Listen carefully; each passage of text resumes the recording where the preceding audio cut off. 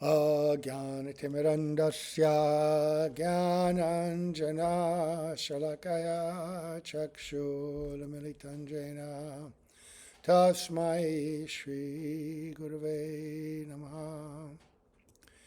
Gurave Gaurachandraya Radhikaya Tadalaye Krishnaya Krishna Bhaktaya Tad Bhaktaya Namo Namaha.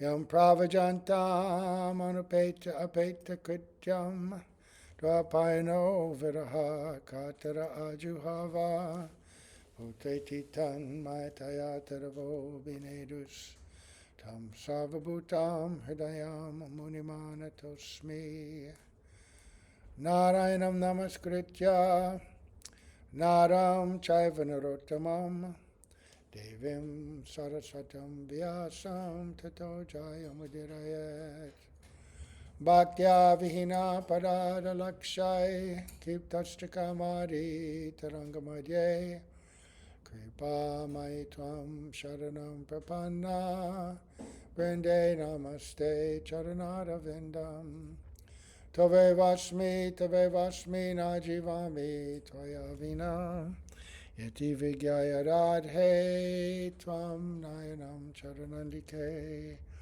Vancha Kalpatarubhascha Kripa Sindhubhya Evacha Patitanam Pavanebhyo Vaishnavebhyo Namo Namaha. So we're going to begin by offering our most humble obeisance unto the lotus feet of our beloved Gurus, unto Sri Guru Pada Padmanitya Bhavishta Om Vishnu Pada Stotarsat Sri Srimad Abhaya Charana Ravinda Bhakti Vedanta Swami Maharaj Srila Prabhupada and Sri Guru Pada Padmanitya Bhavishta Om Vishnu Pada Stotarsat Sri Srimad Bhakti Vedanta Narayan Goswami Maharaj under our exalted Rupanuga Guru Varga and all the assembled Vaishnavas and Vaishnavis. So we're continuing Ananda Vrindavana Campu. The beautiful Mathura Brahmanis, the wives of the Yajnik Brahmanas, have left their homes and taken all the best of the food from the sacrifice that was being performed to take to Krishna and Balaram, having heard about them from the cowherd boys. We heard descriptions of their transcendental ecstasies, their transcendental madness, actually. Their entire life, not their entire life, because they're a little older, but ever since Krishna had appeared in Vrindavan, they were hearing about his pastimes, right? And now they're rushing towards him. They had developed such love, such prema, but only by hearing. And now Krishna is so close, and they have an opportunity to actually meet him face to face. And they know if they do it, if they leave, they can't come back. It's a one-way trip, and they're still willing to do it. And they take the foodstuffs from the sacrifice on beautiful plates in golden pots, right, with crystal lids, and a description of their walking, of their inability to walk fast because of their ecstasies, because of the weight of the food, all these different things. But finally they get there, and they behold with unblinking eyes the beautiful form of Shyam, Sri Krishna, before them. Krishna's only maybe 8 years old now. But he is in the beginning of his, with the transcendental auspicious personalities, they appear older than they are, at least half older. So he would appear like a very beautiful 12 or 13-year-old boy. And of course, his form is absolutely transcendental in every way. It says he looked like a wave in an unlimited ocean of beauty. He had his left arm on the shoulder of a friend. He was twirling a pastime lotus in his hand. He was sending messages with his smiling, with his glancing. The twirling of the lotus meant, oh, I've grabbed your heart and I'm churning your love. And also this lotus represents my heart, which is churning with love for you. Right? He had a peacock feather on his turban. He's decorated with colored minerals from Vrindavan, beautiful flowers, sandalwood paste, everything, just causing these beautiful Brahmin ladies to be overjoyed. Right? It's described that Krishna released a shower of nectar with his attractive, bright smile that was more splendorous than moonshine. Like someone greeting a desirable guest, the ladies opened the doors of their eyes in ecstasy and welcomed Shyamasundar into their hearts. So with their eyes, they weren't just observing an object, they were taking Krishna and pulling him into their hearts. Right? Extraordinary.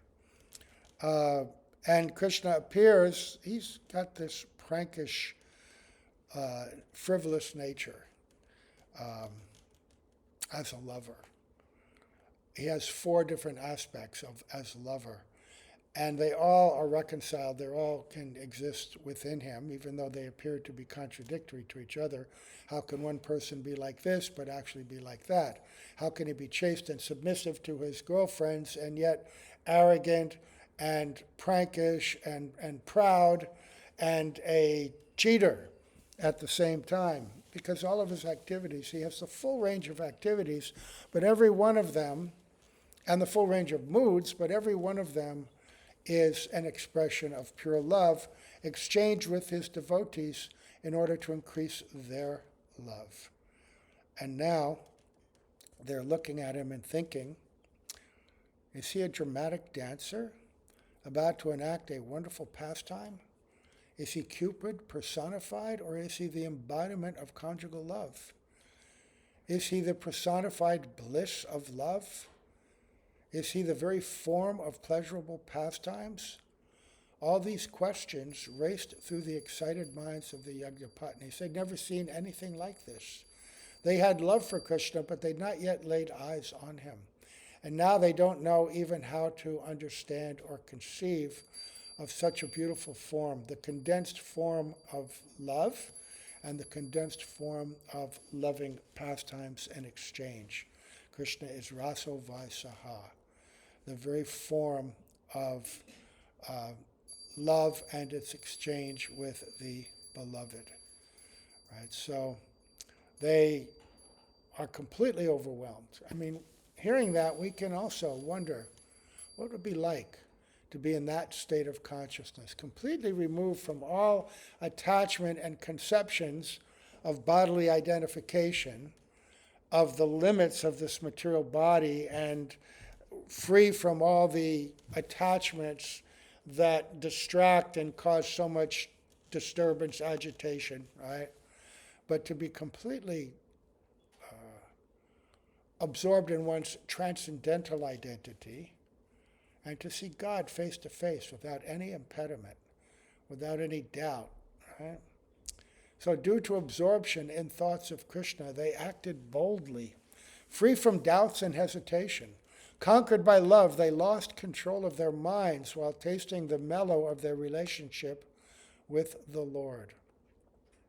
Having taken complete control of their senses, Krishna entered their hearts, came outside, and again re-entered their hearts. See, this is something quite unique in the descriptions of love of God written by our acharyas, because there are different religions in the world, and different religions point to surrender to God, love of God, but none of them describe the form of God. And none of them have any conception of the diverse and extraordinary relationships in love with God. Who is he? What does he look like? Who am I? What do I look like? What is my identity? What is my relationship? And what are the symptoms of expression of love of God? How is everything about me transformed in that moment? So they are completely conquered by love. And lost control of their minds means it's just like being washed in a river, forcibly downstream, no control, no ability. You're just in that current, and there's nothing you can do. But this current is a current of ecstasy. But they have no control now. They're just in that experience. During this experience, the Yagnapatnis thought. So here's what they're thinking. How amazing. Our beloved Shama Sundar is standing before us and simultaneously standing in our hearts. In such a bewildered state, the ladies saw Krishna inside their hearts when they closed their eyes, and upon opening their eyes, they saw their beloved before them. Although satisfied to see Krishna within their hearts, they moved closer to him upon opening their eyes. So again, this is another description of the difference in this state of a devotee and, say, the yogi. The yogi has Paramatma, that special form that the Lord expands to accompany every jiva in every lifetime. That Lord is right next to you in your heart as a witness and sometimes as a guide, if you can listen very carefully.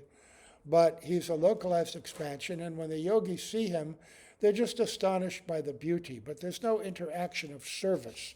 There's no realization of the joy of loving exchange. There's just witnessing the form of the Lord and being overcome with bliss and ecstasy, seeing that form. But it's a four-armed form. It's a form of opulence and grandeur. The form that they're seeing is far more beautiful. Far more beautiful. Krishna has 4 special qualities that even Lord Narayan does not have. Lord Narayan is more beautiful than Paramatma because he has associates, right? He has dealings, activities. But the form of Krishna has 4 special qualities of sweetness. Prem Madhuri, the special unique sweetness of the kind of love that's exchanged between Krishna in Vrindavana and his devotees. Rupa Madhuri, right? The incomparable form. Because Krishna, appearing as if he were an ordinary boy, but, not even close, but as we heard, decorated in such a unique way, right, with minerals from the forest, drawing different things on his body, effulgent, radiant flowers that are more beautiful than the most beautiful gems in this world, right? His dress, which makes him look, as we said, like an actor, a dramatic dancer, his charming glance, just everything about his form, his threefold bending form, his walking, his posture, everything about his form, calling to his devotees to experience a kind of intimacy that you could never have with Lord Narayan. Lord Narayan is God in all opulence and grandeur. And there's always some distance between the devotee and Lord Narayan because of that. But Krishna is the dearmost friend. He's the most beloved son. He's the most incredible and complete lover, right? And he has that form which excites that. And then his flute. There's nowhere else where Krishna has this flute. Not even in Mathura and Dwarka does he take this flute. Certainly not in Vaikuntha. And this flute he uses to convey and call out his love to his devotees. When he plays his flute, everyone that hears it, oh, Krishna's calling me. And within their hearts, their own relationship with Krishna blooms. The own special way in which they see him comes into their heart. So these ladies, they're seeing that form of Krishna. They're not seeing Paramatma. They're seeing that form of Krishna. And Leela Madhuri, his pastimes. Krishna doesn't herd cows in Mathura or Dwarka. He doesn't dance in Rasa Leela. He doesn't steal from the houses of the gopis milk and butter. He doesn't demand tax on the road from the gopis. He doesn't swim and do wonderful pastimes of water sports in the Jamuna and these other places. His Leela, he doesn't lift Govardhan Hill. There is no Govardhan Hill other places, right? His pastimes are so delightful and so extraordinary. So then they thought, then the wives looked very beautiful, holding the offerings of food in their attractive lotus bud-like hands. Just as a desire tree fulfills the heart's desires, similarly, Krishna felt satisfied, seeing the beautiful bodies of the ladies, which appeared like glittering vines growing in a celestial pleasure garden. Krishna joyfully addressed those doe-eyed ladies. "Oh, my dear ones, did you suffer any inconvenience in coming here? Oh, fortunate ladies, please sit down and make yourselves comfortable. I can see you have great love for me because you have personally brought me foodstuffs. There's no way I can repay you for your wonderful service. May you find complete satisfaction in your love for me and thus relieve me of my debt to you." Similar to what he told the gopis when they were criticizing him for leaving them in the Rasa Leela, glorifying their love, he says, your love is greater than anyone. Even your love is even for me is greater than my love for you, because your love is one-pointed, undivided.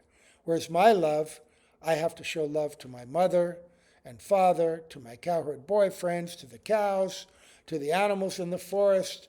My love is spread everywhere, and even in my incarnations as Lord Narayan with all my different devotees, as Lord Ram. My love is everywhere, but your love is only for me. You've given up everything just for me, even your children, right? Your husbands, your reputation, your chastity. There's no way I could repay you equally.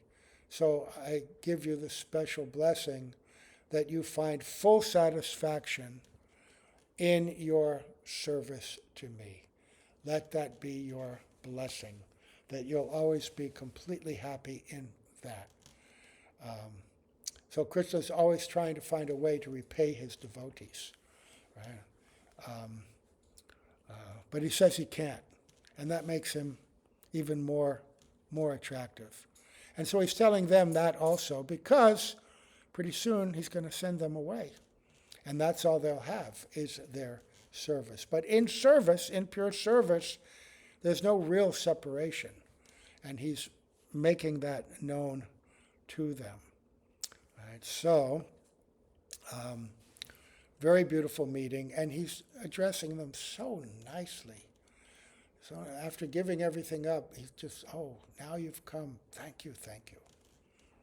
Krishna's sweet, deep voice sounded like rumbling clouds. He soothed the ears of the Yagyapatnis with his love-soaked, distinctly pronounced words, which were sweeter than the drops of nectar falling from the autumn moon. The wives of the Brahmanas thought they had attained the pinnacle of fortune just by hearing him. So every syllable that he utters is like nectar in the ears of, and hearts of these devotees. Imagine that. You know, sometimes we get that experience, even though we're not so purified and qualified, in the presence of a Tatvigya Rasik devotee, one situated on this platform with this realization, pure devotee. When they speak, our hearts and minds may also be astonished and filled with nectar just to hear them talk. Because in their powerful words, they're transcendental statements which are expressions of pure love, because they're expressing and describing the Lord and the process of achieving him with realization and full love, and communicating and sharing that with us. They live in the state of prema, and the rays of prema emanating from their hearts and their bodies flood the audience. And so even unqualified people feel that, right? And in that experience, true love begins to stir and awaken in the heart. But for these personalities, it's on a completely different level. And that's why Krishna came. They had such love that Krishna had to go there. right? He was going there because of reciprocating. We just heard about the young gopis doing the sacrifice for 1 month long, the vrat, in order to attract Krishna and have him accept them as wives. Krishna came to that place at the end of the month only because he was attracted by their love. He was pulled by their love. He had to come. And now, this pastime, he's being pulled there by their love. And he's expressing that to them. And they take Krishna through the aperture of their lotus eyes, and they embraced him within their hearts. Melting in rapturous joy, they relinquished all fears and anxieties. Right? Remember, we read in the Bhagavatam that when their husbands finally came to the realization that our wives are so much more elevated than us, they're correct, we should also surrender to the Supreme Lord, Krishna, but they couldn't completely because they were afraid of Kamsa. They weren't completely surrendered. They couldn't go to him because they're afraid of repercussions. And so we also have these obstacles. Societal condemnation, right? The displeasure of relatives and friends, whatever obstacle it is. But they had surrendered and given up all kinds of fears. Even the fear that they couldn't go back to their home, and how would they live? How would they be treated in society, right? So, they're melting in rapturous joy, their hearts, and they relinquished all fears and anxieties. With their creeper-like hands, those fortunate ladies offered the fragrant flowers of their affection to worship their beloved. Their vilap kushmanjali, right? The offerings of their flower-like hearts and the love within those fragrant flowers. That's why we're trying to make our hearts pure, because pure things have natural, beautiful fragrance. And such a heart will attract Krishna. Right? That's why Mahaprabhu had the devotees clean the Gundicha temple so thoroughly so that it would be a fit place for Lord Jagannath to reside. And he said in the same way we should clean our hearts to make it a fit place. Paramatma will come with us in any form. He'll come as when we're animals, or dacoits, or murderers. He's in the heart of every living being. But Krishna will only come to the heart filled with this kind of love. Right? So with their creeper-like hands, those fortunate ladies offered the fragrant flowers of their affection to worship their beloved. Krishna enchanted the minds of the Brahmana's wives by saturating them with spiritual bliss. And he completely removed the painful fire of separation. So this is perfection, the fulfillment of everything in their lives. Krishna continued speaking. You should return to your husbands and finish the sacrifice. I am pleased by persons who worship me in my form as the enjoyer of sacrifices. So he's expressed full satisfaction and appreciation of them, and now he's telling them to go back. How could they go back? Although Krishna's splendid face glowed like the full moon, instead of pouring out heavenly nectar, he delivered bitter poison in the form of unpalatable words. Is it therefore a bad thing? No, because we're going to hear that whatever Krishna or his devotees do in their interaction, even from our perspective, it appears unpalatable or unfavorable. It just causes increasing love. And so hearing this, these Brahmanis, their sense of impending separation is going to be so powerful that it's going to increase their love to even a greater extent, which is his intention. Right? The same reason Krishna went and left Vrindavan and left even the gopis. Not out of, some detachment or displeasure, but out of immense love for them, to increase their love even more during that time of separation, and to show to the world how glorious and unique my gopis are. And so this is going to be a similar thing. So, this bitter poison in the form of unpalatable words, the frustration of the Brahmana's wives, of their long-awaited desires, drained all the color from their bodies. Their minds had become fully attached to Krishna by repeatedly hearing about him from the lips of the Brajbasis. Upon their arrival and initial meeting with Krishna, he encouraged their blossoming desires by saying, "Come and sit down." Then a few minutes later, he destroyed the flourishing creeper of their desires and made them miserable. Gurudev gives the example of someone who has great hunger, right? And they're sitting down and they've been offered a feast, and there's the plate with savories and sweet drinks and different soups and dals and all kinds of vegetables and puris and fragrant ghee-covered rice. And they're so hungry and they're so happy, and just as they're about to take, a monkey comes and grabs the plate and runs away. That happens. I remember seeing that happens. So how will they feel then, right? Oh! So that's how they're feeling. What? Just as we've achieved Krishna, now he's sending us away? Their faces turned pale and cheerless. Due to being completely ignored, an unbearable pain supplanted the joy they previously felt. Their hearts severely hurt. Tears gushed out of their closed eyes. Just as a demigoddess does not cast a shadow, similarly those grief-stricken ladies no longer flashed their brilliant effulgences. Wow. Just as the light in an oil lamp diminishes with the exhaustion of fuel, similarly the natural glow of the Brahmana ladies eventually decreased to nil.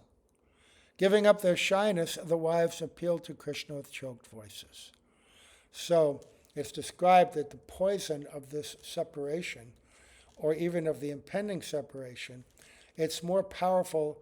There are different poisons, different kinds of poisons. One called datur. And it's so powerful that even a drop, can kill an elephant.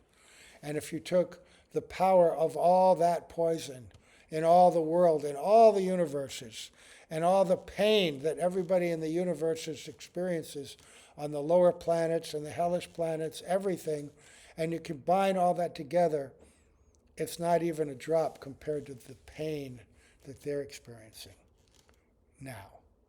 And yet, we're being told that this is a transformation of prema. And it's actually glorious. Although, how can we understand that, right? It's sort of like a chutney, like a chutney that's so hot you can barely take it, but it's so sweet you can't resist it. Krishna's love is like that. It's got both qualities. But it's a transformation because it causes them to think and yearn for him even more. So it's actually a special kind of joy. It's just that in this world, the idea of pain, it's pain. There's nothing wonderful about pain. Nobody wants pain unless you're some twisted, masochist or something, take pleasure in pain. But there's no pleasure here, it appears. But now what are they doing? Now they're going to express themselves. Generally, they wouldn't express their love. Generally, pure love is only expressed indirectly. If you express it directly, it diminishes. That's the nature of prema. You can read Prem Samput, Radhika's instructions to Krishna disguised as the heavenly damsel, describing the nature of that prema. And in Gopi Gita also, in the commentaries of Vishwanath Chakravarti and Jiva Goswami, when the gopis do express directly their moods, they say, oh, well, this is because their prema has reached such a peak because of the separation that they do express it. And they express it for one purpose only, to give pleasure to Krishna, to let him know without any doubt how deep their love is. Generally, indirect expressions are more pleasurable. But in this case, it shows how they're out of their mind in the pain of separation. And so they will violate that code of behavior and express it directly. O Almighty One, you are the dearest one to all living entities. Do not speak such cruel words that pierce the core of our hearts like a thunderbolt. Please listen attentively and do not deprive us the pleasure of seeing you, for if you do, we will surely die. This is very instructive. We pray for these kind of sentiments, right? How could such a thing happen? Alas, does a river rushing out to a mountain peak turn back and take shelter inside of the mountain? Oh, it means rushing out of a mountain peak, because rivers come from melting snow and springs and stuff. So once it's rushing out of the mountain, does it turn back into the mountain? No, of course not. Rather, it flows naturally to the ocean, which remains neutral and unaffected. You are everything for those who have nothing in this world. Right? He's tvam akinchana gocharam, right? Queen Kunti said. O Murari, we have no one else in this world but you. Therefore, we can no longer find any pleasure in returning home. In dense darkness, one may make a mistake and go in the wrong direction. But by the power of his piety, he may come to the right path. Similarly, if without any endeavor a blind man attains divine vision, he will not reject that fortune. Alas, no doubt you are learned in ethics and morality. We know that you have a reason for this. In the eyes of society, we should return home. But these words of yours are devoid of love and affection. Until now, we've maintained our lives solely by hearing your name and fame. You emanate the beauty, splendor, and sweetness of 1,000 cupids. But where is your sweetness now? O Damodar, although you are Damodar, what does that mean? One who's bound by love. Sometimes it means bound by the love of your mother, right? But ultimately it means bound by the love of the gopis, and especially Radhika. So, by saying Damodar, you're bound by love. We have love, right? Although you are proud, please listen to us for a few moments. You have promised to never reject anyone who serves you, and once says, O Lord, from today on I am yours. Now please keep your promise. We have given up the dark cave of household life, which is nothing but a bitter path full of thorns of hard work. Now please accept us as your maidservant. That's a good description of household life. It's hard work. Maintaining, raising kids, all the trouble that comes, everything. People want to get married because they're seeking some enjoyment. Some kind of enjoyment is there. But the amount of work you have to put in for that enjoyment, and it's so fleeting, and as life goes on, that enjoyment becomes less and less, and the burdens become more and more. It's meant to crush you, actually, household life. It's meant to crush you and show you, hey, this is not my real path of auspiciousness. It's there in Vedic culture, and most people, Bhaktivinoda Thakur, are recommended to take that path. Because if they take to renounced life prematurely while still having attachment, they may deviate inappropriately from that renounced order, either brahmachari, brahmacharini, sannyas, whatever, right? But household life, and they've realized this. They say, we've given it up. Please accept us as your maidservants. Why are you doing this? What is the purpose? And we have to ask that as well. Why is Krishna doing this? They've already given up everything. They've proven it. Our husbands, fathers, sons, brothers, relatives, and friends will no longer take us back. They will reject us and laugh at us. See, unlike the gopis who could sneak out secretly, they've done it in front of everybody. Even the sinful people will criticize us. But despite all of this, we offer our bodies in the service of your lotus feet. Therefore, by saying that we offer our bodies, we're offering ourselves as your beloveds, as only those in Shringar Ras, Madhurya Ras can do. We're offering you our everything. Therefore, O Lord, we humbly beg you to please show us your compassion. Please take control of the chariots of our minds and quickly grant our cherished desire. O compassionate one, we are fully surrendered souls, so please accept us. Intoxicate us with the shower of your nectarian association.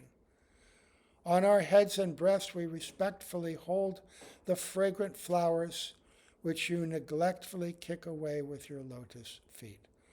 The fragrant flowers, our hearts, our love, right? Which you seem to have just kicked away. So until now, the Yagyapatnis had carefully concealed their love for Krishna within their hearts, which is appropriate, right? Now their bodies, covered with bumps of ecstatic delight, clearly revealed their intense attachment to the Lord. The face of Damodar gleamed attractively like the soothing rays of the full moon. His leaf-like lips bathed in a sweet smile, and his white teeth shone with a slightly reddish hue, resembling pomegranate seeds. So, they've made their prayer, and now we have to figure out why has Krishna done this, right? He always does everything out of love and for the topmost benefit of his devotees, right? They can't understand it at this point, but actually their position is that even though they have prema, it's not reached the pinnacle which it can, because they're in bodies that are not suitable for what they desire. They're in the bodies of Brahmanis. The only people that can experience complete and pure Madhurya Ras with Krishna, untainted by anything else, are gopis. You have to be born in a gopi body, right? And take a husband in Vrindavan. These are the requirements to enter into the topmost relationship in Parakya. And so they were not there. And so Krishna will have to explain that if you were to come to me now, it would be opposed to the principles of Dharma that I'm trying to teach, right? Because society as a whole will not understand this pastime, and they'll condemn you and me. I'm a cowherd boy. You're the wives, married women, brahmanas, right? That would be completely inappropriate and will be condemned. Those who study the pastimes in Vrindavan will see many differences, and they may come to appreciate that. But even when he went to Dwarka, he didn't have paramours. He had wives, 16,108 wives. Right?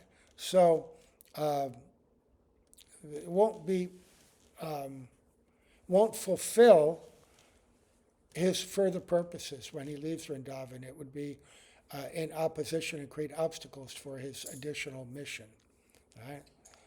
Also, it would create an obstacle for them, because just like even the goddess of fortune cannot enter Rasa Leela. She's the eternal consort of Lord Narayan, completely pure. But she had to give up her conception, because as the consort of Lord Narayan, she has the conception of being like a Brahmani. And she's chaste to him, right? And in order to experience Parakya, you have to go into Vrindavan and marry somebody else, and then enjoy with Krishna secretly. And that she has no ability to conceive of. I'm completely chaste. Krishna is also my husband. He's not different from Lord Narayan, but I could never enter Vrindavan and be like that. And so she wants to, but she can't either, because she has that self-conception. So for their perfection, for their love to find full fruit, they have to be able to give up these Brahmani bodies, right? Either externally or internally. Externally, it's not possible. They're young, they're married, they have that form. So something has to be created that will completely raise their prema to such a level that they leave those bodies burn up. and they take a spiritual form. Just like some of the gopis that wanted to go to the Rasa Leela dance were obstructed by their husbands and couldn't go, and they were locked in rooms. And in that separation, their prema reached such a height that Krishna came personally to them and said, okay, and they were given a pure spiritual body, and a shadow body was left there for the family to see, for them to do their service. Yogamaya created an alternative. And for some of them that had children, they were not yet able to go at all. And he said, your love has to purify you even more, and then in the coming days or nights, then you will be able to join me. Not quite yet, but in the future. In a few days, in a few months, you will come. So even, it's such a high, rare platform. So he's actually giving them the benediction by this separation to achieve that. And we're going to hear about this. We're going to hear about this. But these are conclusions that we heard from Vishwanath Chakravarti Thakur in the Bhagavatam section. So tomorrow, Krishna's going to respond and explain his reasoning to them. And then we're going to hear about a wife that couldn't go, that was kept back, right? And what happened to her. Okay, so we'll stop here. Good place to stop. For our obeisance to Srila Prabhupada, Srila Gurudev, Srila Bhaktivedanta Narayan Goswami Maharaj, Sri Kavi Kanapur, all of our disciplic succession, and the assembled devotees. Gaur Premanande Haribol.